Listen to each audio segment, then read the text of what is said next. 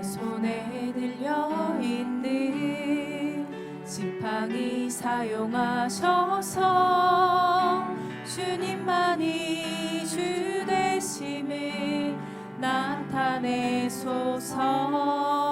맡겨주신 사명을 감당할 힘을 주시고 주 이름만 높이게 하소서. 완악한 세상에서 믿음을 지키는 자로 선하신 주 의지하여 살게 하소서. 거룩한 백성으로 구별된 주의 자녀로 주 이름만 따르게 하소서. 나의 하나님, 나의 하나님 그는 여호와 유일하신 이름 그 위대하심 찬양해. 세상 속에서 구별된 자로 주가 주 되심을 나 선포하리라. 내 손에 들려있는 지팡이 사용하셔서 주님만이 주 되심을 나타내소서. 맡겨주신 사명을 감당할 힘을 주시고 주 이름만 높이게 하소서. 완악한 세상에서 믿음을 지키는 자로 선하신 주 의지하여 살게 하소서. 거룩한 백성으로 구별된 주의 자녀로 주 이름만 따르게 하소서. 나의 하나님 그는 여호와 유일하신 이름 그 위대하심 찬양해. 세상 속에서 구별된 자로 주가 주 되심을 나 선포하리라. 완악한 세상에서 믿음을 지키는 자로 선하신 주 의지하여 살게 하소서. 거룩한 백성으로 구별된 주의 자녀로 주 이름만 따르게 하소서. 나의 하나님 그는 여호와 유일하신 이름 그 위대하심 찬양해. 세상 속에서 구별된 자로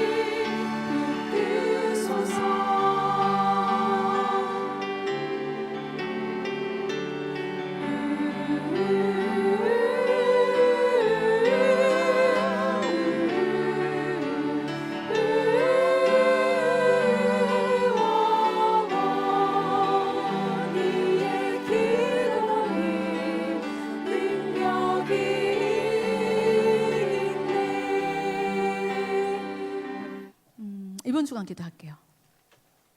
범사에 기도하는 자녀 되게 하면, 여러분 우리가 자녀를 위해서 중보기도를 하지만 자녀들에게도 기도를 가르쳐야 됩니다. 어려서부터 기도하게 하고 기도 응답을 경험할 수 있도록. 마태복음 7장 7절 같이 읽어볼게요.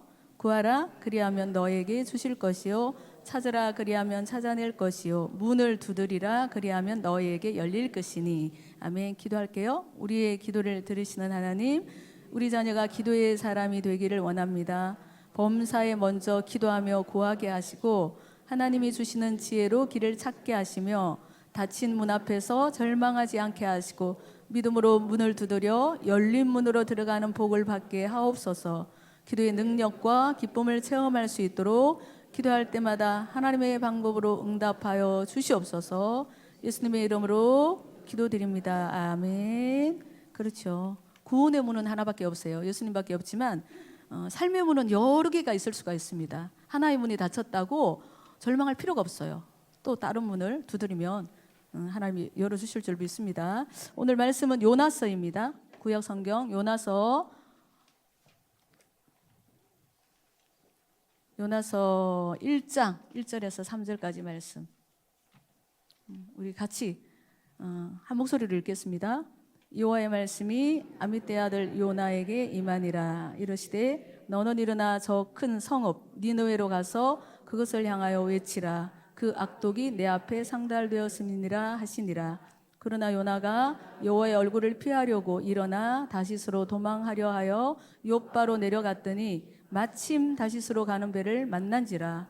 여호와의 얼굴을 피하여 그들과 함께 다시스로 가려고 배삭을 주고 배에 올랐더라. 아멘. 오늘 함께 나눌 말씀의 제목은 한 번에 순종하자. 한 번에 순종하자. 여기는 한 번에 순종하시는 분들이 다 모여 계신 줄로 믿습니다. 하나님 말씀하시면 한 번에 순종하자. 요나 선지자는 북이스라엘 왕국에서 활동하던 선지자예요. 여로보암 2세 때 북이스라엘 왕국, 남유다 왕국 이렇게 있었잖아요. 그래서 북이스라엘 왕국에서 하나님의 말씀을 대언하던 선지자였는데 어느 날 하나님이 요나에게 말씀하셨어요. 고국을 떠나서 이스라엘 백성들이 원수처럼 여기는 그 니느웨라는 성읍으로 가라고 하나님이 지시를 하셨어요. 요나에게 니느웨로 가라. 그 니느웨는 아수르의 수도거든요. 아수르라는 나라의 수도입니다. 그때 당시 강대국이었던 이 아수르는 오랫동안 이스라엘 나라를 많이 괴롭혔어요. 그래서 이스라엘 백성들은 너나 할 것 없이 아수르, 니느웨 하면은 너무너무 싫어했어요. 뭐 마치 우리나라가 일제강점기 때 얼마나 많은 수탈을 당했습니까? 우리는 일제시대의 경험을 못 해봤잖아요. 그죠? 저나 여러분. 그런데도 불구하고 그 일로 인해서 뭐 우리 DNA에 뭐가 새겨져 있는지 뭐 일본 하면 뭐 괜히 뭐 내면에 악감정이 있어가지고 또 외교적인 문제가 있으면 막 예민하게 반응을 하고 더 분노하고 막 이런 경향이 있잖아요. 그래서 요나가 아마 그런 마음이었던 것 같습니다. 그런데 그 니느웨로 가서 그 하나님의 임박한 심판에 대해서 경고를 하고 회개하라고 얘기를 해라. 회개를 촉구하라는 그 사명을 요나에게 주신 거예요. 말하자면 가서 복음을 전하라는 거예요. 그 니느웨에 가서 복음을 전해라. 구원의 메시지를 전해라고 말씀하신 거거든요. 그러니 요나 입장에서 보면 기쁜 마음으로 하나님이 저에게 이런 좋은 사명을 주셨네요 하고 아멘 할렐루야 하면서 가기가 쉽지 않은 거죠. 아니 죽기보다 더 싫은 겁니다. 아니 저 원수 같은 니느웨가 하나님의 심판을 받아가지고 망해버렸으면 좋겠는데, 그 본심이에요. 요나의 본심. 망해버렸으면 좋겠는데 망하지 않도록 가서 회개하라는 말씀을 선포하라고 하신 하나님의 명령이 도저히 용납이 안 되는 거죠. 자기 생각하고 다른 거죠. 자기 감정하고 다른 거죠. 이 하나님의 말씀이. 자, 그래서 요나는 어떻게 하냐면 도망을 갑니다. 도망을 갑니다. 성경에 우리가 읽었던 본문에 보면은 여호와의 얼굴을 피하려고 이렇게 나와 있거든요. 여호와의 얼굴을 피하려고 도망을 가는데요. 여러분, 하나님의 얼굴을 피할 수 있겠습니까? 어디로 간들, 그죠? 어떻게 하나님을 피하겠어요? 온 세상, 온 우주에 가득하신 하나님이신데 그건 불가능하죠. 그런데도 어쨌든지 간에 요나는 하나님의 얼굴을 피하여서 도망을 갑니다. 하나님이 가라고 하신 이 니느웨는 지리적으로 어디에 있냐면 이스라엘이 있으면 이스라엘 북동쪽 끝에 있는 아수르라는 나라의 수도거든요. 지금으로 말하면은 이란, 이라크가 있는 그 지역이에요.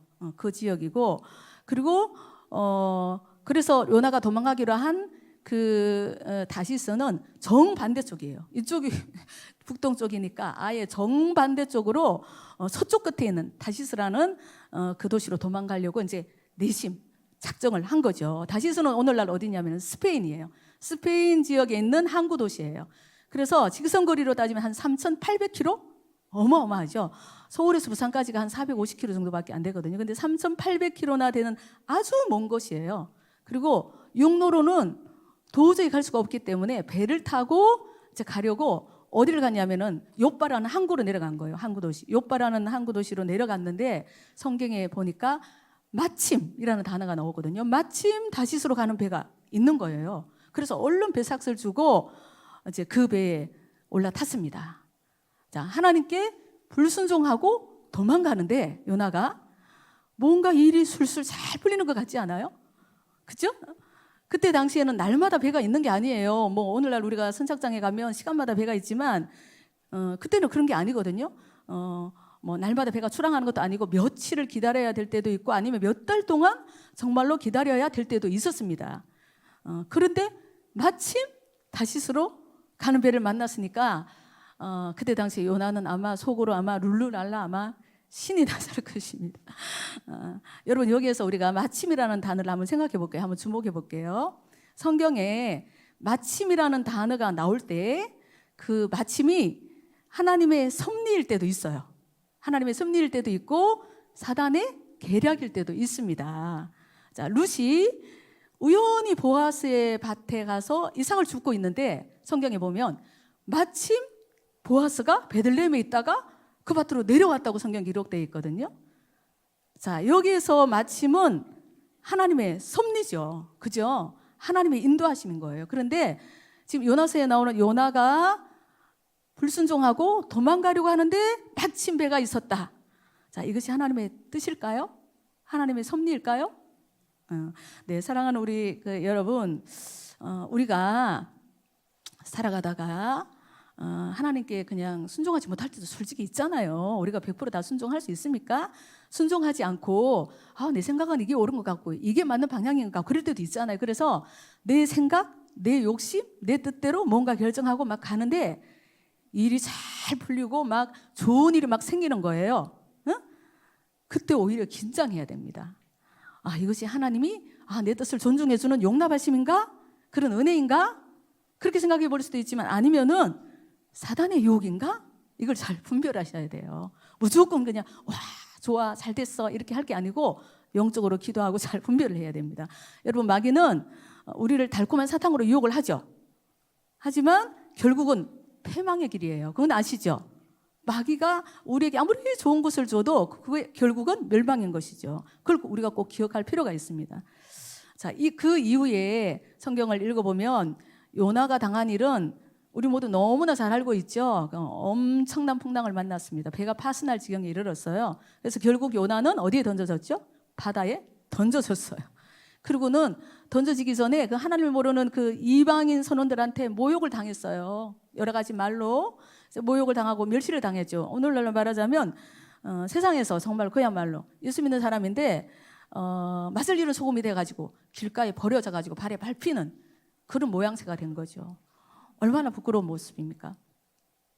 그러고 난 다음에 이제 요나는 하나님이 예비하신 이제 큰 물고기가 삼키게 되고 그 물고기 배 속에서 아시는 것처럼 3일 동안을 죽음과 사투를 하면서 엄청난 말로 다할 수 없는 환난과 고통을 당하게 되는 겁니다. 여러분 한번 생각해 보십시오. 그 물고기 배 속이 어땠을까요? 물고기 어마어마한 큰 물고기니까 뭐 학자들은 뭐 고래일 것이다라고 얘기한다고 그러는데 어쨌든지 간에 그 물고기 배 속이 어땠겠습니까? 집에서 그 생선 요리할 때 생선 이렇게 손질하면 내장을 꺼내잖아요. 보면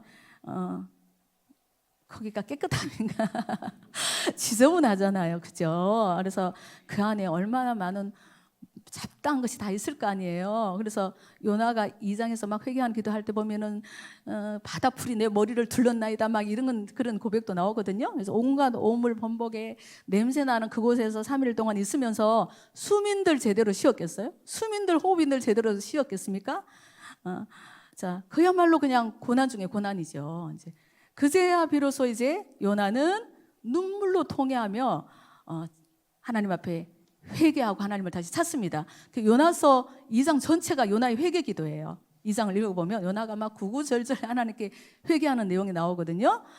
그래서 하나님이 그 요나의 눈물의 회개를 받으시고 물고기에게 명령을 하셔가지고 요나를 그냥 품고 있는 물고기에게 명령하셔가지고 요나를 육지에 토하게 되는 거죠. 자, 이렇습니다. 요나가 불순종하고 도망가다가 엄청난 고난을 당했어요. 고난을 당하고 나서 그제서야 하나님 제가 잘못했어요 하고 막 회개를 했어요. 그러니까 하나님이 용서해 주시고 살려 주셨어요. 이런 패턴인 거예요, 지금. 자, 그리고 나서 이제 하나님이 그 회개를 받으시고 용서해 주셔서 살려 주셨잖아요. 그러고 나서 이제 요나서 3장 1절에서 2절에 보면 하나님이 요나에게 두 번째로 똑같은 사명을 다시 주시는 거예요. 요나서 3장 1, 2절 한번 읽어보겠습니다. 아까 읽었던 1장 2절하고 한번 생각하면서 비교하면서 읽어보겠습니다. 요나서 3장 1절 2절. 여호와의 말씀이 두 번째로 요나에게 임하니라. 이르시되 일어나 저 큰 성읍 니느웨로 가서 내가 내게 명한 바를 그들에게 선포하라 하신지라. 네, 첫 번째 말씀도 니느웨로 가서 복음을 전해라 하였잖아요. 근데 두 번째로 하나님이 주신 말씀도 똑같아요. 그죠? 똑같은 말씀, 똑같은 사명을 하나님이 주셨어요. 니느웨로 가서 복음을 전하라는 것이었죠. 다시 원위치로 돌아왔습니다. 요나가 그 자리에 하나님이 요나를 다시 세우신 거예요. 우리 생각에 요나가 너무 싫어하는 사명이잖아요. 이게 지금 너무 힘들어하고 그냥 싫어하는 사명이기 때문에 좀 그 사명을 좀 패싱시키고, 그죠? 요나에게 맞는 좋아할 만한 다른 사명을 주시거나 아니면 다른 길로 인도하시면 얼마나 좋을까요? 그게 아니고 똑같이 1장에서 첫 번째 말씀하실 때하고 똑같이 3장을 통해서 다시 그 자리 그 사명 앞에 요나를 세우셨다는 겁니다. 자, 그렇게 보면 자, 1장에서 우리가 요나라고 생각하면 1장에서 첫 번째 하나님이 말씀하셨을 때 그때 비록 내 생각과 내 뜻, 내 감정하고 달라요. 나는 그렇게 생각하지 않아요. 하고 싶지 않아요. 또 이해도 할 수가 없어요. 그렇다고 할지라도 하나님의 뜻이니까, 하나님의 명령이니까 억지로라도 순종을 했으면 당하지 않아도 될 고난을 요나는 자초한 거예요, 스스로. 그렇죠. 하나님의 뜻이니까 내가 싫지만 이렇게 했으면은 당하지 않아도 될 고난을 요나는 스스로 자초한 것이고, 그리고는 결국에는 다시 엄청난 고난을 겪고 난 후에 다시 그 자리로 돌아온 거예요. 하나님이 다시 그 자리로 다시 세우신 거예요. 자, 여러분, 우리 하나님은 정확하고 확실한 분이시거든요.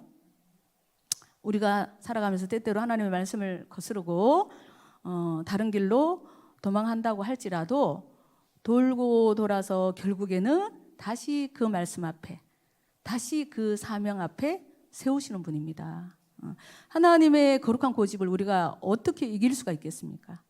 여러분, 쉬운 일은 아니지만 무슨 일을 우리에게 맡기시든 무슨 말씀을 하시든지 간에 순종할 수 있는 그런 은혜, 그런 믿음이 우리에게 있게 되기를 소망합니다 하고 기도하는 우리가 되기를 원합니다. 네, 그런 은혜를 주시고 믿음을 주시면 할 수가 있습니다. 여러분, 에레미야서를 보면은 에레미야 선지자도 그 하나님의 말씀을 대언했던 선지자거든요. 근데 에레미야 선지자는 남쪽 유다 왕국에서 활동했던 선지자예요. 근데 이 에레미야 선지자에게도 하나님이 두 번이나 말씀을 하셨어요. 두 번이나 명령을 하셨거든요. 근데 에레미야 선지자는 첫 번째 하나님 말씀하실 때 바로 순종했어요. 에레미야 선지자는 에레미야서 32장에 보면 하나님이 뭐라고 하셨냐면 에레미야에게 유다 왕국이 바벨론에 의해서 멸망당할 것이라고 예언하라고 그러셨거든요. 너희 나라가, 유다 왕국이 바벨론이라는 나라에 멸망당할 것이라고 예언하라고 하셨어요. 어쩌면 요나보다 더 어려운 순종일 수도 있습니다. 요나는 구원의 메시지였잖아요. 그죠? 너희가 회개하면 멸망당하지 않는다. 구원 뉴스잖아요. 근데 하지만 에레미야에게 주신 말씀은 그런 게 아니었어요. 이스라엘 나라가, 유다 왕국이 망할 거라고 책망을 하고 징계하는 말씀이었거든요. 그럼에도 불구하고 성경을 보면 에레미야 선지자는 순종을 했습니다. 목숨 걸고 그 말씀을 그대로 선포했습니다. 그래서 많은 고난을 당했죠.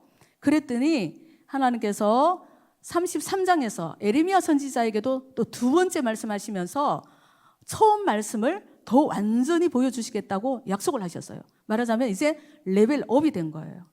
요나는 그 자리에 다시 돌아갔죠. 원위치로. 근데 에레미야 선지자는 첫 번째 말씀에 그럼에도 불구하고 순종했더니 그 다음 두 번째 말씀은 그만큼 수준이 높아졌어요. 레벨업이 됐어요.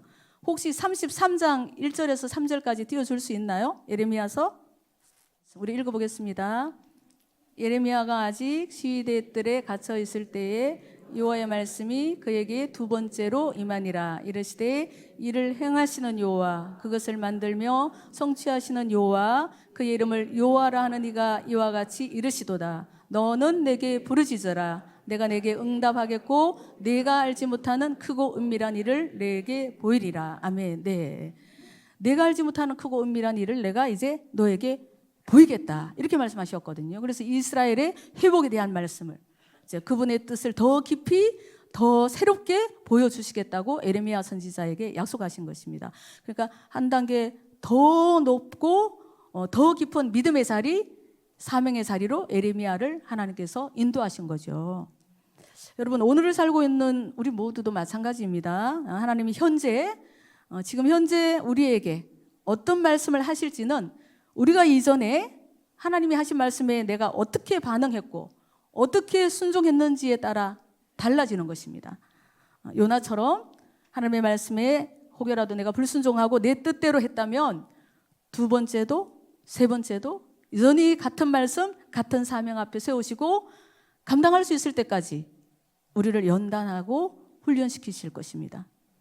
사랑하는 여러분, 하나님이 우리에게 무슨 말씀을 하시든지 에레미야처럼 한 번에 순종하는 우리가 되기를 원합니다.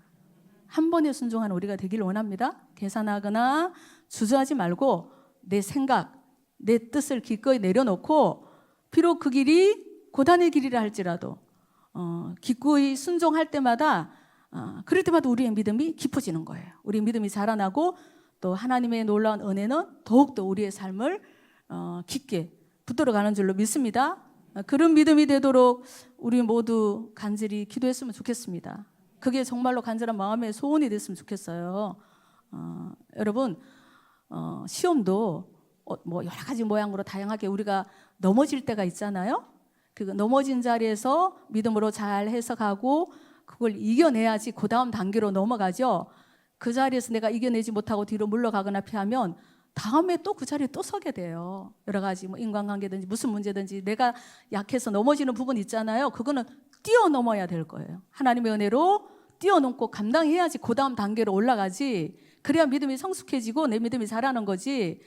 계속 그 자리에서 그냥 피하거나 넘어지고 그러면은 뭐 다른 길로 어떻게 해서 우회적으로 돌아가는 게 아니고 또 몇 년 지나도 다시 그 문제로 넘어지고 다시 그 문제로 내가 쓰러지게 되는 거거든요. 그러니까 어떤 문제든지 뭐 아니면 어떤 사명이든지 간에 하나님께 기도하고 하나님, 제가 순종하기를 원합니다.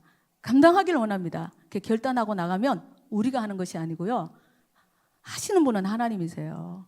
우리가 결단하면 할 수 있도록 도와주시고 힘을 주시고 믿음을 주시는 분은 하나님이시거든요. 하나님은 뭘 보시길 원하냐면 우리의 그 마음을 보시길 원하는 거예요. 마음을, 우리가 무슨 능력이 있어서 그 일을 다 감당할 수 있습니까? 그래서 오늘 말씀을 통해서 우리가 우리 자신을 좀 돌아보고 이제 연말이죠. 뭐 교구에서 내년에 뭐 구역장 뭐 교구장님 뭐 여러 파트에 뭐 이렇게 부탁을 하죠. 기도를 해보시고 하나님의 뜻이다라는 마음의 확신이 있으면 좋은 마음으로 아멘 하고 순종하는 우리들 되시기를 원합니다.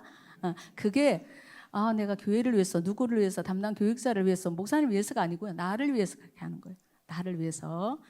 그런 은혜가 있게 되기를 원합니다. 우리 목사님은 항상 자주 하시는 말씀이죠. 삶은 하나님의 은혜다. 우리의 인생이 우리의 생각, 우리의 계획대로 되는 거 아니에요. 그렇죠? 살아보니까 그렇죠?